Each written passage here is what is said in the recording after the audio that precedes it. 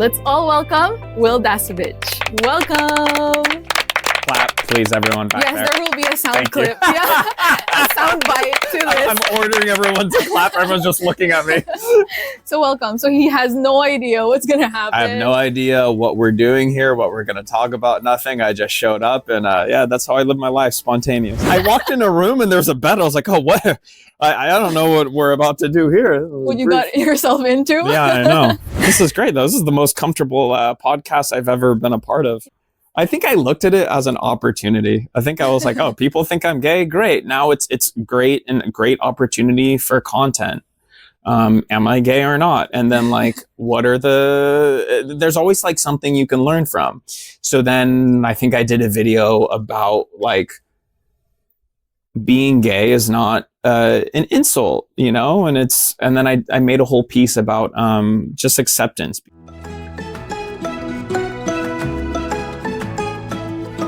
Hi Dreamers, this is Jerry Salvador and welcome to the Pillow Talk where dreams get unplugged. Grabe po ang guest natin for today.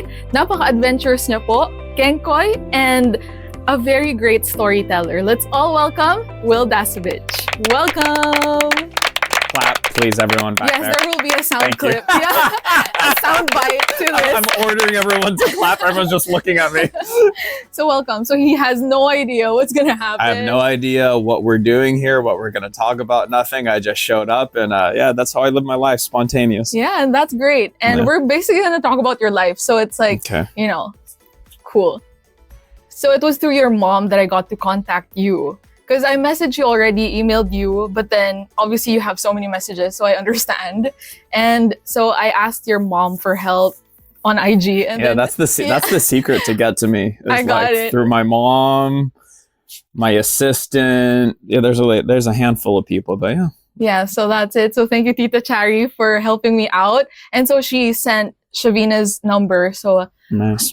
I got to talk to Shavina, and then now we're here, thankfully. So welcome to the Pillow Talk. In a bed. Yeah, I walked in a room and there's a bed. I was like, oh, what? I don't know what we're about to do here. What you got yourself into. Yeah, I know. This is great though. This is the most comfortable podcast I've ever been a part of. Yeah, that's great to hear. So also because can I get snuggle in? Yeah. So Banina got to be on this podcast also. Great, so I got to interview her, and that's what I sent to your mom. Like I've interviewed Banina, and then she talked about you also.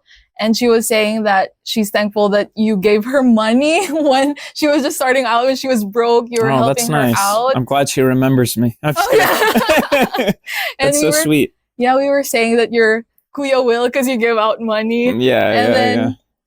Of course, you were the one who asked her to start vlogging also. Yeah, I remember I literally created her YouTube channel for her. I remember in my room, in my editing cave, literally like name, password, all of that. I did that for a lot of my friends because at that time, vlogging wasn't really big yet. And I knew it was going to blow up. And then for me, I started making so much money. I got to travel the world and I got all these opportunities, and I just wanted to share this blessing with all my friends. And I wanted all my friends to have the same job that I do, where I get to like just travel and have fun and make money doing it, you know? Yeah. That's why I say, like, when people ask me, what do I do for a living? Like, what is my job? I don't know what to say because it is kind of odd. So nowadays I really just say I'm a professional have funner.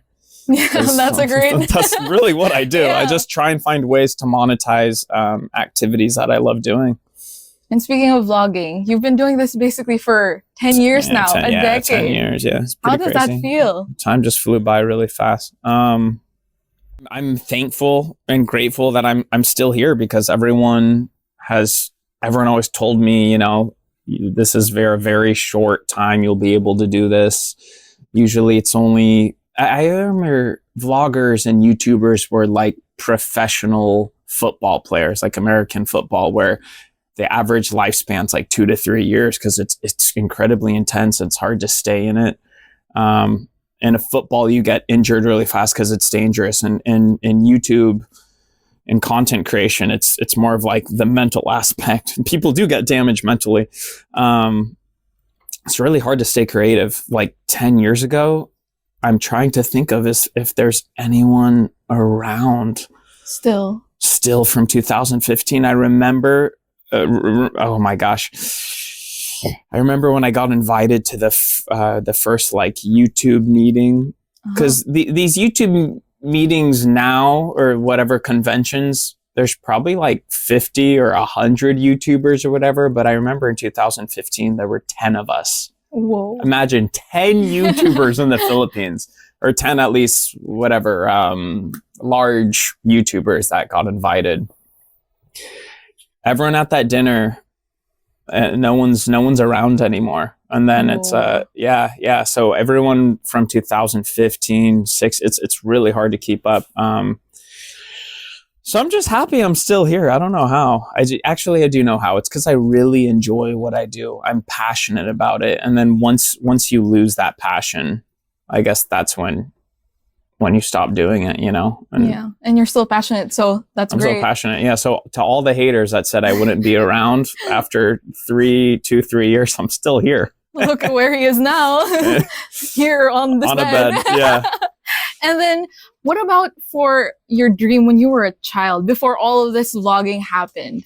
What was your dream when you were like 3 to 5 years old? I wanted to be a baseball player because I love sports and I really love baseball. But then as I grew up and realized I'm not going to be a professional athlete, then... Why did you think that you wouldn't be? Because I once you get to college, I mean, I wasn't the best player in high school already. And the only person that makes it to college is like the number one best player in all of high school. It gets super competitive there. I just wanted to be like my dad because I thought he had a cool job. He's a merchant marine, chief engineer. So he gets to sail the world. And for me, I just wanted to do something that's fun and travel. I never wanted... I'm not one to stay in one place or do something that's boring or has monotony. I just wanted to do something where I could travel, I guess. So I thought I'd be in the Merchant Marines. I did become I was in the Merchant Marines. I worked in the engine room, and and I lived that life for a little. I went on a 40-something day voyage. Which you vlogged also? Yeah, a little bit. The part just showing around the... Yeah, so I was young. This was before vlog. This is when YouTube was still coming out. I was 16 years old. But yeah, they didn't have like Wi-Fi or data at this time on the boat. So I remember it was kind of like living on a floating prison out in the ocean. Like, as much as I love nature and water and everything, it was really tough on me. And I realized after sailing for 40 days, this isn't something I'm going to do for the rest of my life. No, I mean, I had a girlfriend, she broke up with me because I was gone for too long. And I just wasn't happy living on a boat away from the world. Nowadays, I think it's a lot easier because now you have Wi-Fi, so you could be on the internet. There's stuff to do. But yeah, that was tough. But I still I love traveling and everything. So I just wanted to do something with traveling. I never would have imagined becoming a YouTuber in my wildest dreams.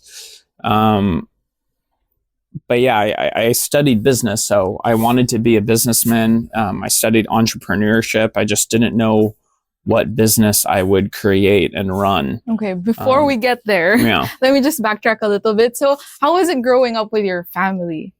Because your dad was also away and all that. So it was just you and Haley and your mom mostly? Yeah, I would say I had a very, very American, like, great childhood.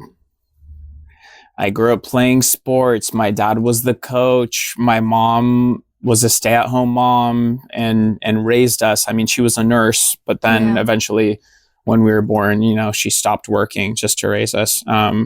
Great. Yeah. I don't have any childhood traumas or any like crazy bad stuff that happened to me growing up. Really, really great childhood. Yeah, and your mom was saying also that she put you in a lot of like different sports and drama classes. Yeah. I did ballet. Whoa. I did sports. I was very active. I was just doing a lot. We went to the beach, hiking. I worked as a kid. I was already making money when I was 13, 14 years old. What were the jobs that you were doing? When I was 11 and 12, I would sell like food to my friends. I would sell like candy, and I was like that guy. But hey, what do you need? You know, I got this and that. I was just super into entrepreneurship and doing that as a kid. But yeah. So is that why you got into business for your course? Because you were like, I just loved it. Yeah. I did. Oh, okay. And then, so when you were already studying business, you liked it. You loved it. Okay. Loved business. So why didn't you pursue that? Like, so I did. I started a house painting company. Okay. And then I had like 5 to 10 employees who were all my friends. So yeah, and this ran for 2 years. So I remember my first year, it was I ran a $45,000 business. I was 19 years old. And to me, $45,000, I don't know how much that is today. Probably not anything crazy, but as a 19-year-old, I was like, I made it. I thought I was like, at least to my friends, I was like, I was rich. I could pay for my sister, my friends, you know, like libre cocila when you go get food. So yeah, in my mind, I was very successful at that time. And I just worked my butt off and did that. And that was a couple of years. But then once I graduated college, I went to the Philippines. I traveled Asia for 3 months and then got wrapped up and got scouted for commercial modeling, ended up, you know, trying that out. And then next thing you know, I never came back to America, left my house painting business, and now I'm still here 10 years later as a YouTuber. Okay, so you got here in the Philippines. You were vacationing, because I heard from your mom, like on a interview that she did, that you would come here every year since you were young. We would come like every maybe 4 or 5. Yeah, not so often. I remember I came when I was like 4, 7, 12, and then once in high school. Okay. Yeah. And then so you decided to stay here because you were getting all these like jobs. Is that why you stayed? Yeah. I mean, after graduating college, I came to travel because that's what a lot of us do, you know, the gap year or whatever they call it. Because I wasn't just going to go straight from school to working for the rest of my life in some job, you know, like I need this break. I need this 3-month break. So me and my roommate, Dylan Efron, who's on Dancing with the Stars right now. He's doing good. He's doing good. We were gonna, travel together and do this whole thing. But then his brother, Zac Efron, you know, got him a job at WB, Warner Brothers, and he was getting paid ridiculous money. So then he didn't go with me. Our trip ended. So I went solo. So I started solo traveling Asia, backpacking, spending I remember this, $3 a night for hostels. I went to Bali, Singapore. I only made it to 2 countries. And then in the Philippines, I was in a mall. And some dude came up to me, Michael from Monaco Models, and he just scouted me. I know Monaco Models. Yeah, you know that? Yeah. Me and my mom were just eating, and then he just came up to my mom, was speaking Tagalog. I didn't know what he's saying because at the time, I don't speak Tagalog or understand it or anything. And then he was just asking my mom if like I can come by to do VTR. To do a VTR studio. And then I was so happy. I was like, this is great. They think I could be a model or like be in a commercial.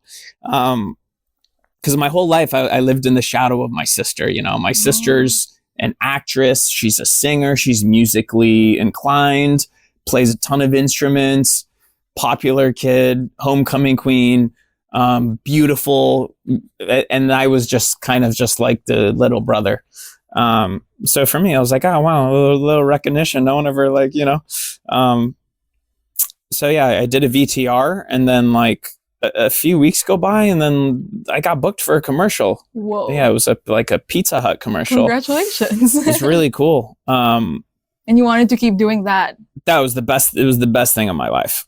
And then acting and the whole goofy thing was best thing of my life. I loved it. I'm an entertainer, you know, and like I started realizing it. So sorry, I'm jumping forward. I had a lot of coffee. I have a lot of thoughts going through my head. It's okay. The next week I got a commercial with a bank. Okay. Which actually a lot of people know me from. It was like this really viral commercial. After another week later, I got another commercial. So I just started killing the commercial game. And it's not because I'm good looking or anything. It's just in the commercial modeling industry, they just, there's something, it's like luck. There's a look that they're going for. Yeah. And whatever that look is, and we don't know what it is, they just wanted my look for that particular commercial. True. So after that, I started traveling again, because again, I came to Southeast Asia to travel. I went to Thailand, Cambodia, Laos, and then I'm getting my calls to do these commercials. And then I couldn't be present. I couldn't travel anymore. I was like, I want to pursue my passion in the entertainment industry because I had so much fun. I was killing the game. I thought I was making a bunch of money at the time. So it was really cool for me. And then, yeah, that's where I settled down here. And then I was like, I'm going to pursue this because, yeah, going back to it, entertainment is my passion. Yeah. Like in not just as a career, but like in real life. Like I live to make people laugh and to, I just want everyone to have fun, you know? And that's what you're showing. And that's how you live your life. That's how I live my life. I want to be entertained. I want to entertain everyone. I want everyone to be entertained. I want to tell stories. I want to live, laugh, have some good fun, live the adventure, and then make a career out of it. And I didn't know how to do that, but I knew that this commercial modeling was the stepping stone to get me to the next step, which eventually it took me like 9, 10, 11 months down that road. It would be reality TV because I couldn't sing, I couldn't act, and I couldn't dance, but I could be myself. Yeah. And that's where reality TV kind of helped me. And do you remember the exact moment that you wanted to vlog? Like, how was that decision for you? So my friends, a group of friends, there are 5 of them, they're half British, half Filipino. They were commercial models with me. And they were big YouTube stars at the time. And by big YouTube stars, it's so funny. They had like, I'm trying to think, maybe they had like 50,000 subscribers or something, which is massive back in the day. In 2015, this is massive. And they were so viral that TV5 picked them up, and then they got their own TV show, which they essentially just took their YouTube channel and they did the exact same thing, but put it on TV. 5 guys, they called it One Direction instead of One Direction. Yeah. And what they did was they traveled the Philippines and they just learned about their culture because they all grew up in the UK, Ireland. And that's what I was doing. But it wasn't a show. It's literally why I was in the Philippines. I was modeling, but then I was also traveling and learning about the country because I had one goal, like above everything in this Philippines adventure I was doing. I had one goal in mind, and it was just to learn Tagalog, learn it, become fluent in it, because that was one of my life bucket list goals. Is I can't go on living my life without knowing this language of where I come from. And you know, people will ask, why didn't your mom teach you? My mom knows 5 languages. Number 1, she lived in Denmark for a few years. She's Kapampangan, so Kapampangan. I also grew up in an area with 0 Filipinos. Like at my high school, there was 1 half Filipino. I grew up in Marin County. I don't know, Filipinos don't exist, I guess, where I was from. So I guess it just was never convenient for my mom to speak. It's hard as a parent. You have to like intentionally just speak one language if you want them to learn it. So yeah, I never really heard it or learned it growing up. And I thought this far into my future, I want my kids to know Tagalog. That would be crazy to have kids that don't speak the language. And as me and my sister don't speak it, it's like I felt embarrassed that I can't only speak one language. So that's how the Art of Tagalog came about. Yes. So that's actually what started my entire YouTube career. Is I made a series. My whole vlog was about learning Tagalog. A lot of people don't know that.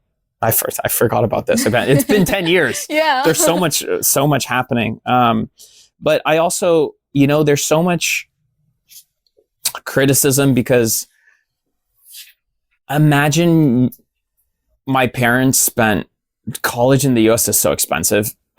Imagine my parents spent $20,000 for me to go to college and get a business degree and invest all of this, only for me to be running around Southeast Asia, like doing with commercial modeling and not doing anything that has to do with business. So I remember their friends, the older generation, they didn't get it because this is before influencer era. This is before Instagram and Snapchat and everyone like videoing their lives.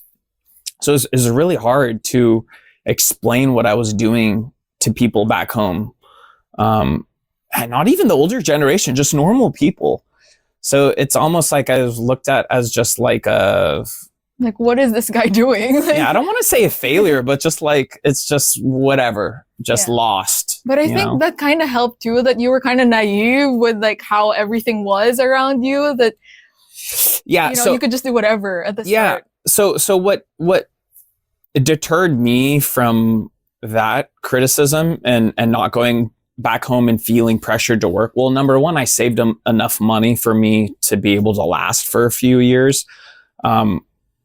It's not my parents, my parents aren't giving me money. I worked for myself. I want people to know that, very important, because everyone's like, people always say, he's a rich kid. Probably, I don't know, just because I'm from America or something. I don't know why people think I'm, but my biggest fear was to go back home as a failure and not succeed in what I was doing. So the only way I could not fail is if I come back bilingual. Like, no matter what happens, if I don't make it in the entertainment industry, if I don't make it in modeling or TV or whatever, at least I go home being bilingual and learning the Filipino language. And from there, I win. I win at life. That's all I cared about. It's so much deeper than what you were showing on the vlogs. Like, you had a goal. Yeah. So that's what kept me going. And then that's how I parlayed it into, so going back to your question, when did I decide to make, to vlog? Yeah. So my friends had the show and everything. And I had this thought in my head. I was like, that'd be so cool if I can make a TV show out of my life. 'Cause I thought I was living the coolest life in the world of just not having plans, just running around the Philippines with no direction whatsoever. But I was having so much fun. I love this culture. Am I allowed to swear? Yeah. I fucking love the people here. I thought the Philippines and Filipinos are the nicest people in the world. They're like happy. They're not serious. They're very different from the West. And after being here for a few months, I realized I'm very Filipino. Yeah. And it's in your blood. It's in my blood. Like, my personality. I connect with these people. And that's why my friends like me. That's why they think I'm funny, because I don't take life seriously. And I'm just happy all the time. You were just showing Wil's world. Yeah. And it was like a clean slate, because basically you're starting from scratch and just showing how it was. Yeah. And I felt at home. I was like, wow, this is where I belong. Aww. And I just love the people and the culture here. So, I just thought, why not make a show about my life and all this stuff? And then I was devastated to find out that my friends, these models I was modeling with, already did that, already made a show, and then already got a TV deal out of it. So how do I do something different? I wanted to be a TV star, so I thought at the time, because that really was the only way. There weren't YouTubers that made money. Being a YouTuber wasn't really like the road to fame. It wasn't the road to, it wasn't like a job or like an end goal at this time 10 years ago. 10 years ago wasn't that far, but like, oh my gosh, it seems like forever when I speak of it like that. Social media wise, it's on social media wise. 10 years ago was like a different generation ago. It's so crazy that there wasn't a job. Being a YouTuber wasn't a job at this time. So yeah, I just thought TV was the way to go. And then after a year, I couldn't get on, it was just hard. Like I guess it on some reality shows, but I realized TV5 wasn't going to get me anywhere. And I'm extremely ambitious and motivated and competitive. I want to be the best at whatever I do in this world, whatever job I have, whatever activity, whatever sport, I want to give my 100% effort and be the best. And if I'm not going to be the best, I want to die trying because I don't know. That's just how I work. That's how I am. It's just effort is fulfillment to me. I don't have to win, but I just have to die trying to win, you know? And it was hard with TV and film because it's like you have to wait on them. Yeah. It's not on you. Yeah. So it wasn't, I wasn't in control. And I, in my mind, I knew I could be big. I was like, people think I'm funny in real life. People are really entertained. And then when I'm around other people who made it, quote unquote, I was like, wait, I'm funnier or more lively than that person. Like I can be just like that. So in my mind, I knew I could make it. I knew I had the personality. I just needed the chance and the opportunity. And that never arose. And for us, Americans or halfies or people that don't speak Tagalog or have any talent, the way to get famous and to get on TV and to do all that, there was just one thing, and it was PBB. And I tried to get on PBB. I did it 2-3 years in a row. You didn't get. I didn't get past the first or second round. I just, hi, my name's Wil, because you know when you show up and there's like a 4-round thing, I just say my name and whatever, where you're from, and then that's it. And I like never got past the first round. I didn't even get to the part where you get interviewed about your life and stuff. So it's just like they look at you next. I didn't have the look or that first 10-second appeal, however they judge. So I didn't get on PBB. I was just like, I remember this statement because at the time the number one artista was Ann Curtis. She's everywhere. She's on TVs, billboards. 10 years later, she kind of still is the number one artista, which is crazy. And now you're friends. Yeah, no, she's my friend. Yeah, now now I'll be at her house tomorrow for lunch. It's crazy. But I remember saying I want to be the Ann Curtis of YouTube because I just know I can create videos on YouTube. I have a passion for editing videos and making videos. And I knew I could be good, and I knew I can make a show out of my life. So yeah, that's when I said it. I said that I was like, I'm not going to rely on anyone. I'm going to take this into my own hands. I'll create my own TV show. And I looked at YouTube Philippines and all the top YouTubers, the 1 and 2 were Mikey Bustos and Lloyd Cadena. Yeah. Lloyd Cadena had 300,000 subscribers. I remember this because I obsessed about all of this. It's all I thought and cared about. He had 300,000. Mikey Bustos had 400,000. And then after them, it was all like, there weren't many people who had 100,000. There were only a handful, but those were the 2 top YouTubers. And I saw everyone else. And in my mind, I was like, I am very creative and I'm good at editing. And I can be number one. I just wanted to be, again, it's just, I want to be the best at whatever I do. I just want to be the best. So I was like, I'm going to take this into my own hands, make my own TV show on YouTube. And this was before vlog was a word. So they weren't vloggers. Lloyd Cadena was doing skits. Mikey Bustos was doing like music video parodies, which was a thing back in the day. And I was like, this is a new thing, a vlog, and no one's ever vlogged. Yeah, in the Philippines, it wasn't a thing yet. Yeah. So I was like, this is my path. I'm going to do this. I'm going to be the Ann Curtis of YouTube, and then I'm going to take over. And that was like my goal at that time in my life. Yeah. And can you take us a little bit on how how you create your vlogs, like an editor mindset on now or 10 years ago? Maybe both. How was it before and then now? No, 10 years ago I was daily vlogging, so it's like, because I know you plan it out still. It's not just random, or was it before? I have to perform. I have to entertain. I have to give value to the viewer.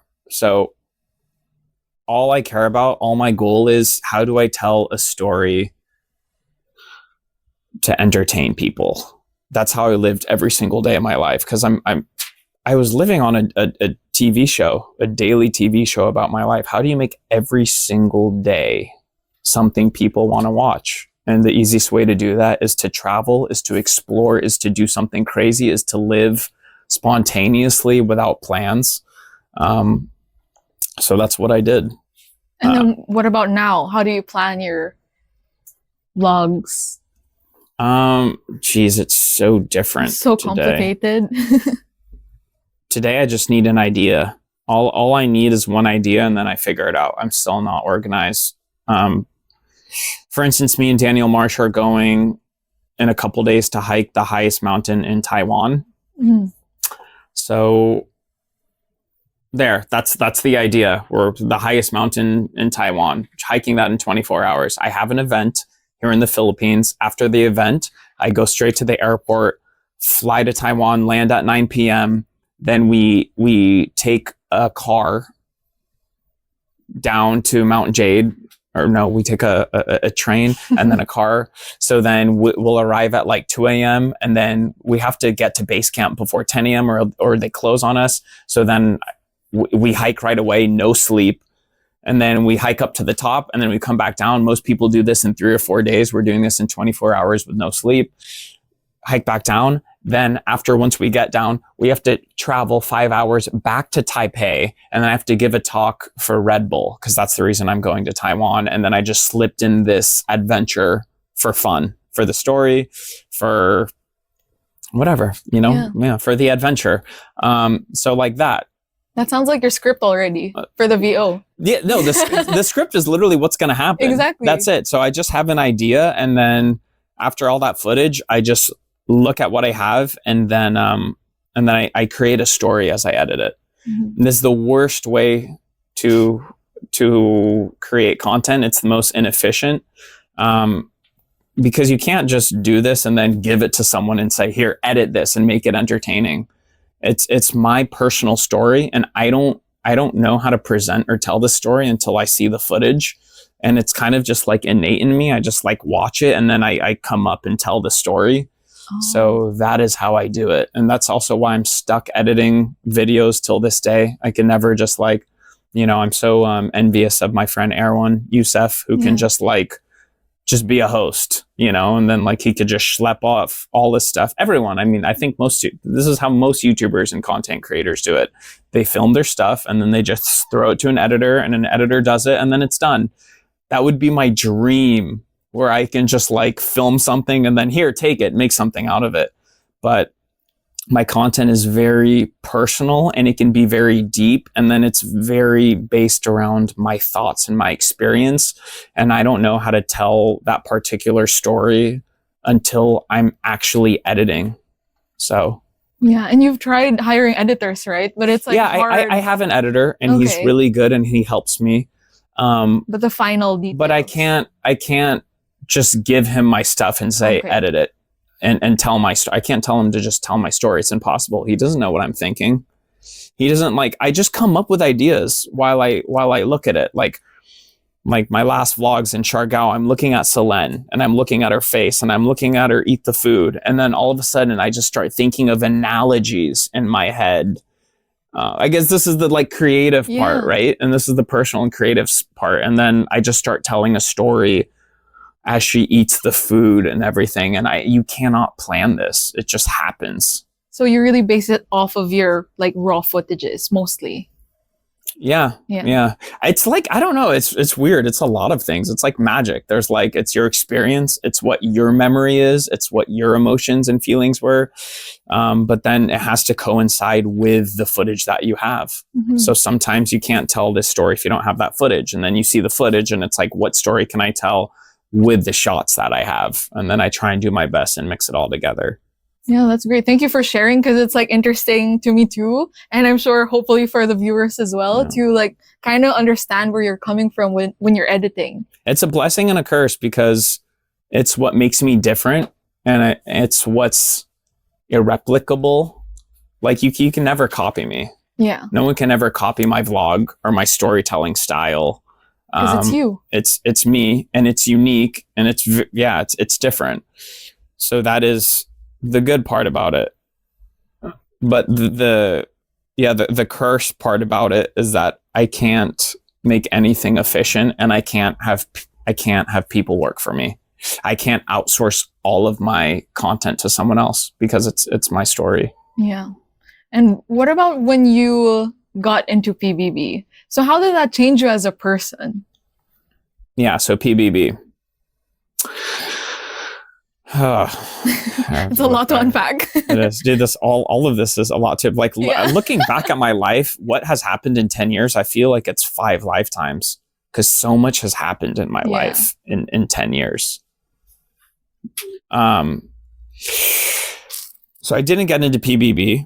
So a lot of people don't know about that 3 times, right? Because I was just a no one. I was a normal human being. And then after I have hundreds of thousands of subscribers, PBB reaches out to me. Go figure. And I knew that though. I knew that.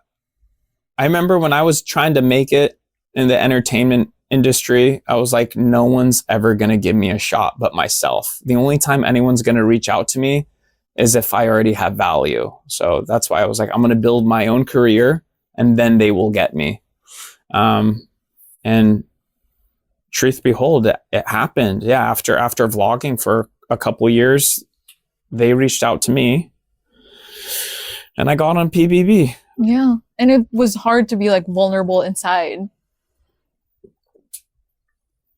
even if you were showing your like life already. How is that? So my idea of PBB, and again, just like this interview and just like how I take everything in my life, I didn't plan, I didn't research, and they told me not to research. They told me to not know anything about PBB. That's how I would get the best experience. And in this case, not so much, because I went in thinking, going back to the editing situation, I was a daily vlogger. All my entire life is filming all day, and then I edit till 4 a.m. And then I wake up and I film all day, and then I edit late into the night, and that's my entire life. And I loved it, and I was obsessed with it, and I was finding success, and I had a career, and I'm becoming famous, and I'm living my dreams, yada, yada, yada. But I was so tired of editing. So PBB was me vlogging my life, but other people are vlogging me, and then I don't have to edit. Yeah. That's what I thought PBB was. I thought it was a break from your routine. I thought it was the daily vlog on national television that I don't have to edit, and then it'll help my career more.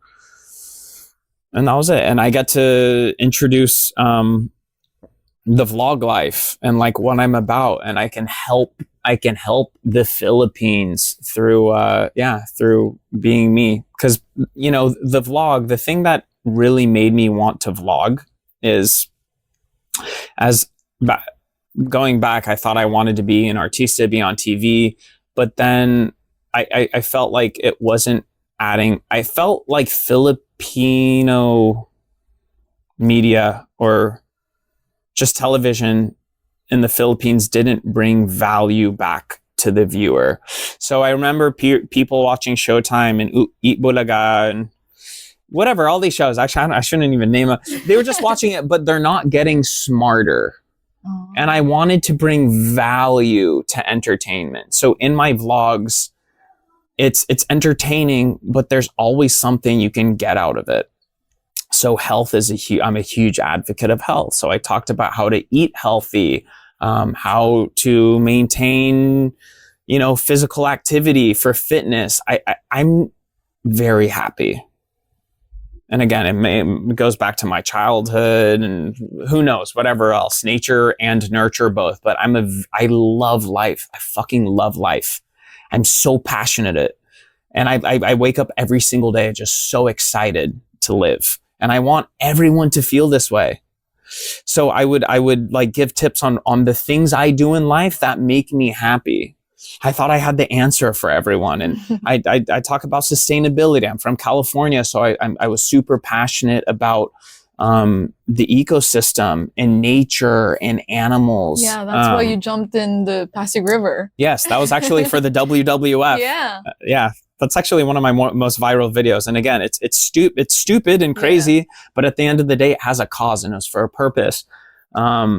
Little tips, like I tell people to, like, how to boost your confidence before you have something important, brush your teeth. It sounds weird, but like for me, it makes me feel fresh and then I feel confident. And I brush my teeth with my left hand because it prevents Alzheimer's. I always use the opposite side that I'm not used to. I wash dishes with my left hand because it creates like neural pathways, and it balances your brain and use your other sides of your brain. So every single day in my vlogs, I'm just giving tips and tricks and how to become better, how to become healthier, things that can help you in your life, which I felt that I saw people watching mainstream television and it's like they were just, I don't want to say getting dumber, but just they weren't going up. Nothing was happening. They're just entertainment without value. So that was my dream and my goal. And I thought when I got on PBB, it's an extension of the vlog. I can help people. So that was your expectation. And then the reality of being in it, how was it different from you thought a daily vlog was? There was zero freedom. And that's what's really tough for me. I've never experienced that before, like without freedom. Reminds me of it's like COVID. It's like when we were locked up in our condos and like telling us we couldn't do certain things. I'm a free spirit. Freedom is like, it's very American. We want our freedoms. I want to be able to do what I want to do. And they took away like all my rights and my freedoms from me, which I totally signed up for. I didn't read this thick package that I signed, but that's what I signed up for. And I didn't know it would be that way. So how was it like when you were in it? It was the most depressing time of my life. Yeah. Like I've never had a tough, like I've never really battled that much. And you said it's harder than cancer. It's harder than cancer. Imagine that. Yeah. Me going through cancer, chemotherapy for 6 months and surgery and all of that over a year, that was more doable and easier for me than 3 months in PBB. And the reason is because at least I had my own freedoms. I can make my own decisions in life. I can fight for my life. I can do whatever I needed to do. In PBB it was incredibly unhealthy, super unhealthy, mentally, physically. Like you don't get sleep. You're probably waking up at 6 a.m. every day. There's no clock, so we don't know what time it is, but it's very early. You're just drained and dead when you wake up. And then you have to do all these activities. You have to do all these chores and activities. You pretty much work the entire day until super late. And then it's just rinse and repeat and do it all over again. And it's crazy because you're working and doing all these things every single day and they don't use all of that. Yeah. And I think it's just, they're just trying to create content, right? And then they only choose maybe one of those days. Highlights. Yeah. Or a highlight. Cause all they have, I don't know how I've never seen one episode in my life. I never watched it. I've seen a clip. Even yours? I've seen a clip before. Okay. Yeah. Well, one, I didn't have the access. Whatever. I never subscribed or had the access. When I got out of PBB, I started daily vlogging again. So again, my life went straight back to the daily vlog. I just left this part of my life. but yeah, I've never seen an episode, but I know if they're only 30 minutes, how do you compress a week into 30 minutes? They just choose one day, and all the stuff we didn't make it. So why it was difficult for me more than anyone else is because I already had a career and I was living my best life. I already had endorsements. And then all of a sudden this all slowed down because I had to be in this house where everyone else there, Benini, these were all people in high school or college that had no career yet. And they all had the same goal. Everyone's goal was to become an artista.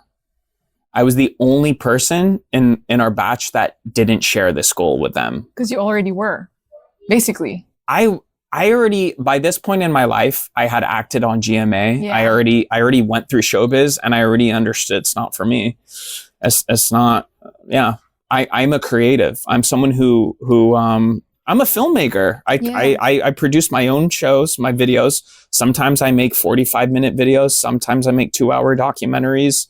And sometimes I make 10-minute daily vlog type videos, or even nowadays, now I make 90-second stories on Instagram because that's what really works.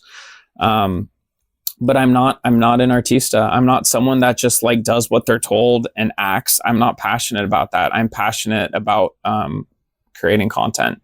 So I didn't want to become an artista, and I already knew that wasn't my path to success because I found endorsements.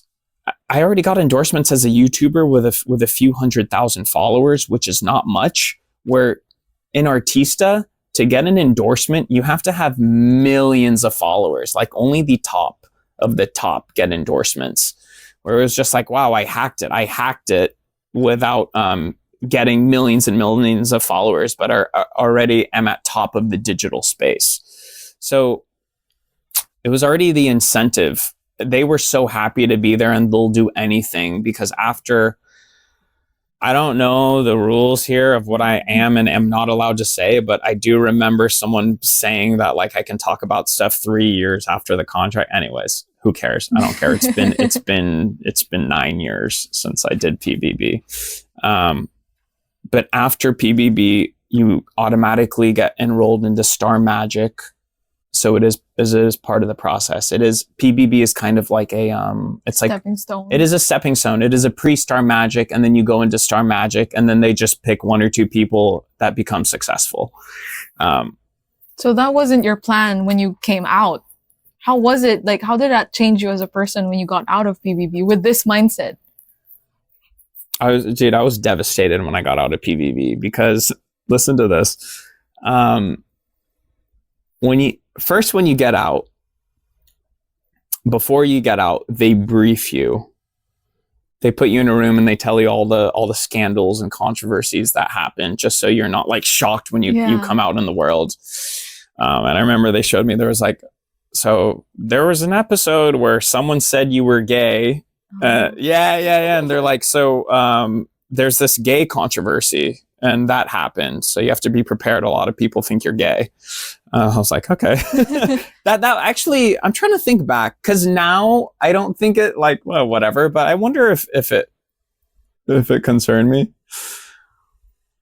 It was so surprising because things are edited in a way that you would never expect.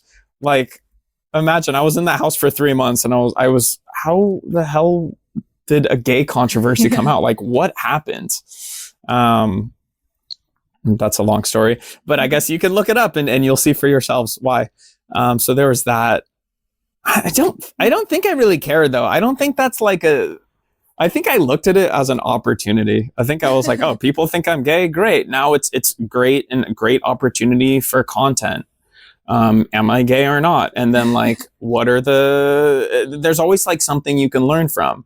So then I think I did a video about like being gay is not an insult, you know? And then I made a whole piece about just acceptance because again, this is 10 years ago before woke culture. So it wasn't cool to be liberal and it wasn't cool to, what's the words I'm looking for? It wasn't cool to be progressive. Mm-hmm. So I was at this time in YouTube, I was very progressive. I was trying to teach people to think for yourself. Don't just do what everyone tells you to do. Very, this was before LGBT, the words, right? Be open, be open to same-sex marriage, all this stuff. And it's funny because now, since people became so woke, it's like the woke would probably put me to the right and they think I'm conservative. But yeah, I was very progressive, and that was part of what I was trying to teach people into, because I'm from California. Yeah. You know? But back to the point, I digress. There's all these like scandals and stuff they say that happen. So there wasn't really anything big for me. I guess that was the biggest one. But I use it as an opportunity to show people, like, don't judge people that might be gay and blah, blah, blah, blah. What about endorsements afterwards? How was that? I mean, I got all my endorsements. Oh, well, here's the thing. Here's why I said I was devastated when I came out of PBB. As a daily vlogger, I was on a goal to be the #1